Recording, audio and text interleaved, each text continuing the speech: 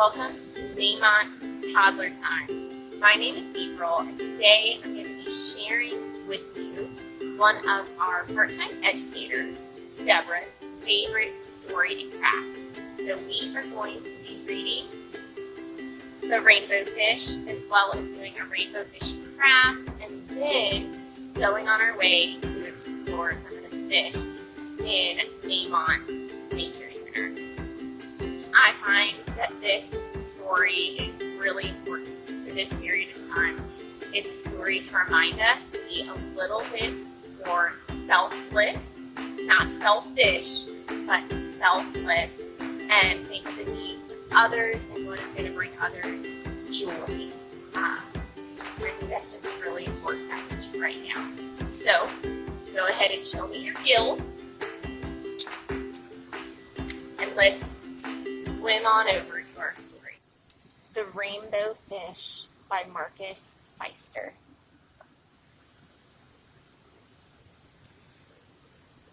A long way out in the deep blue sea, there lived a fish, not just an ordinary fish, but the most beautiful fish in the entire ocean. His scales were every shade of blue and green and purple, with sparkling silver scales among them.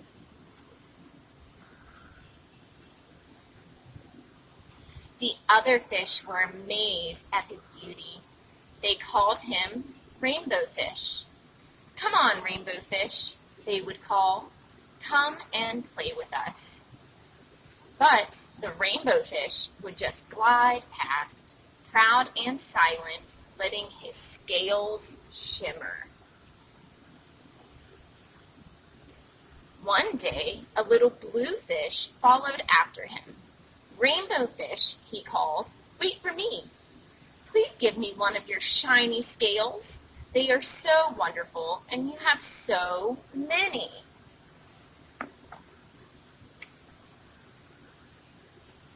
"You want me to give you one of my special scales? Who do you think you are?" cried the Rainbow Fish.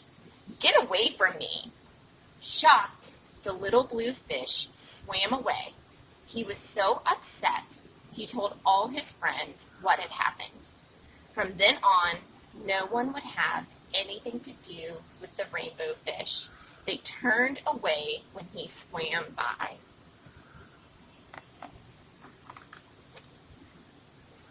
What good were the dazzling, shimmering scales with no one to admire them?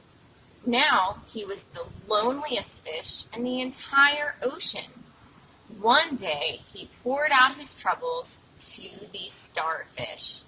"I really am beautiful. Why doesn't anybody like me?" "I can't answer that for you," said the starfish.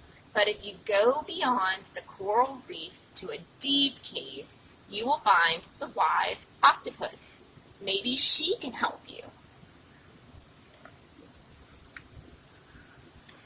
The rainbow fish found the cave. It was very dark inside, and he couldn't see anything.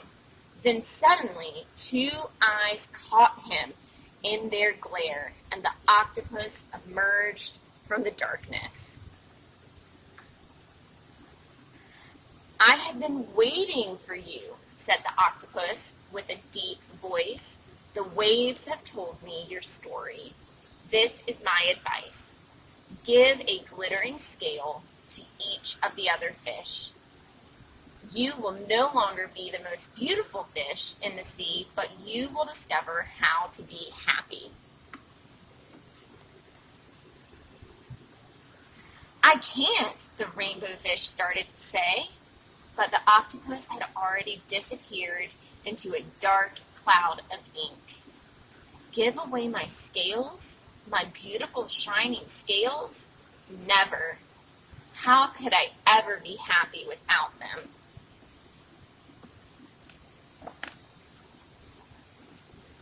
Suddenly, he felt the light touch of a fin. The little blue fish was back. "Rainbow Fish, please don't be angry. I just want one little scale." The rainbow fish wavered. "Only one very small, shimmery scale," he thought. well, maybe I wouldn't miss just one. Carefully, the rainbow fish pulled out the smallest scale and gave it to the little fish. Thank you very much, the little blue fish bubbled playfully as he tucked the shiny scale in among his blue ones. A rather peculiar feeling came over Rainbow Fish. For a long time, he watched the little blue fish swim back and forth with his new scale glittering in the water. The little blue fish whizzed through the ocean with his scale flashing. So it didn't take long before the rainbow fish was surrounded by the other fish. Everyone wanted a glittering scale. The rainbow fish shared his scales left and right, and the more he gave away, the more delighted he became. When the water around him filled with glimmering scales, he at last felt at home among the other fish. Finally, the rainbow fish had only one shining scale left. His most prized possessions had been given away, yet he was very happy. "Come on, rainbow fish," they called. "Come and play with us." "Here I come," said the rainbow fish, and happy as a splash, he swam off to join his friends. Wow, what a wonderful story. Let's get ready for our rainbow fish craft. You're going to need a couple of things before we get started. Go on to Maymont.org in order to access the template for this craft. You're also going to need a pair of scissors, a glue stick, a pencil for tracing, markers, googly eyes if you have them. Otherwise, a construction paper eye is just fine.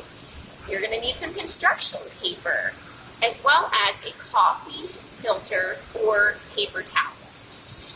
Don't forget that you're going to need a spray bottle for water, or you can flick and splash some water with your fingers. That works just fine. And also, you're going to want, if you have them, either glitter or some sequins. All right, let's swim on in to our rainbow fish craft. Okay, put that template on your coffee filter and trace your fish. Now it's time to cut our fish out. Now you're ready to start coloring your fish. Do just some multicolored splotches. You can make your splotches bigger or smaller, however you would like.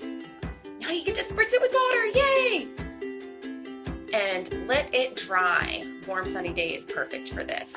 It'll be done in a couple of minutes. Now we're ready to glue our dried coffee filter onto our construction paper.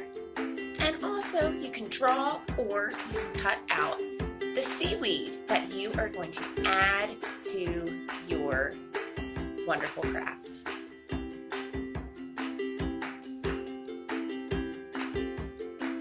All right, adding that googly eye and some sequin bubbles. Watch out, those sequins can get sticky with the glue. Oh, and we found a friend. Little beetle friend came to join us. All right, so adding, you can add glitter, but I'm gonna put a couple of sequins on my rainbow fish. Ta-da! All right, well, now that we have finished our craft, please go on to Facebook and share your final creation with us. We'd love to see your beautiful artwork.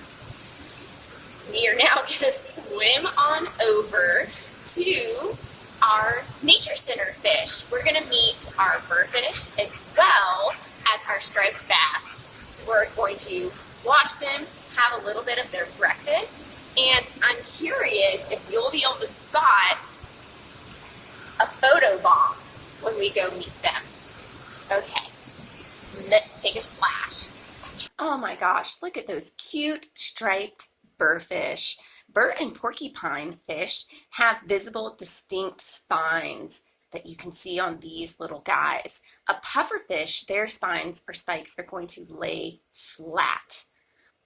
Watch their eyes as they move about, looking for food and predators, but be careful. They can produce poison or toxins to ward off predators. These friends are found in the Chesapeake Bay in those grassy flats. Now we're looking at our striped bass. Striped bass can get to be 2 to 3 feet long and up to 30 pounds. Do you weigh as much as a striped bass can? The striped bass is found in the Chesapeake Bay as well. The Chesapeake Bay is like a nursery for them. About 3/4 of all Atlantic striped bass come to have their babies in the Chesapeake Bay. We should definitely take care of it. Oh, that was our photo bomb. You can see our blue catfish coming by to say hi.